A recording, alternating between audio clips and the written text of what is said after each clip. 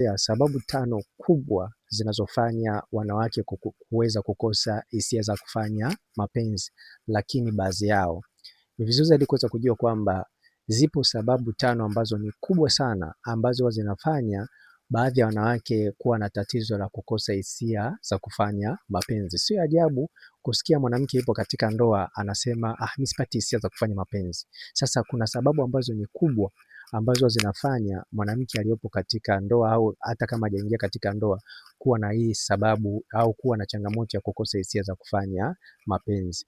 Sababu ya kwanza kabisa ni sababu ya kutolewa bikira kwa rafurafu. Ni vizuri zaidi kuweza kujua kwamba hii ni mojawapo ya sababu kubwa ambayo imefanya baadhi ya wanawake kukosa hisia za kufanya mapenzi, kwa sababu ya kutolewa bikira vibaya au kwa rafurafu. Mwanamke anapotolewa bikira kwa rafurafu huwa anajikuta anachukia kufanya mapenzi. Kwa hiyo hii ni mojawapo ya sababu ambayo huwa inafanya iwe sababu kubwa ya wanawake kuweza kukosa hisia za kufanya mapenzi.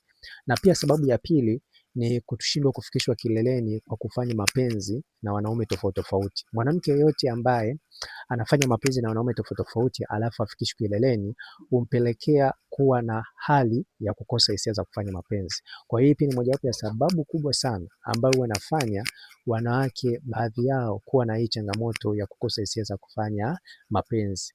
Na pia sababu ya tatu ni sababu ya kuwa na changamoto ya maradhi. Mfano, mwanamke ambaye ana changamoto ya kisukari au ana changamoto ya moyo au mapafu, hii inaweza kusababisha kuweza kukosa hisia za kufanya mapenzi. Kwa hiyo ni muhimu sana kuweza kujua kwamba hii inaweza kumfanya mwanamke kuwa na tatizo la kukosa hisia za kufanya mapenzi.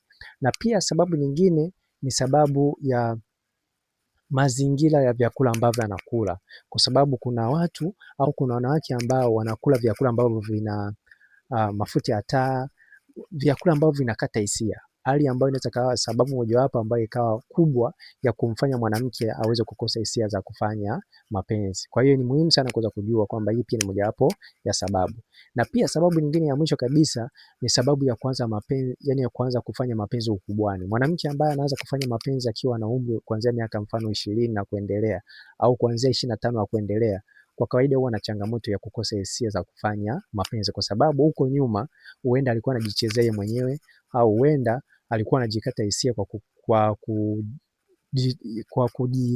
kwa kutumia maji ya uvuguvugu. Kwa hiyo hii hali itamfanya aweze kuzoea. Kwa hiyo inaweza kawa ni sababu mojawapo kubwa sana ambayo inakuja kumwathiri hapo baadaye ya kukosa hisia za kufanya mapenzi. Kwa hiyo ni muhimu sana kuweza kujua kwamba hii pia ni mojawapo ya sababu ya kumfanya mwanamke aweze kukosa kupata hisia za kufanya mapenzi.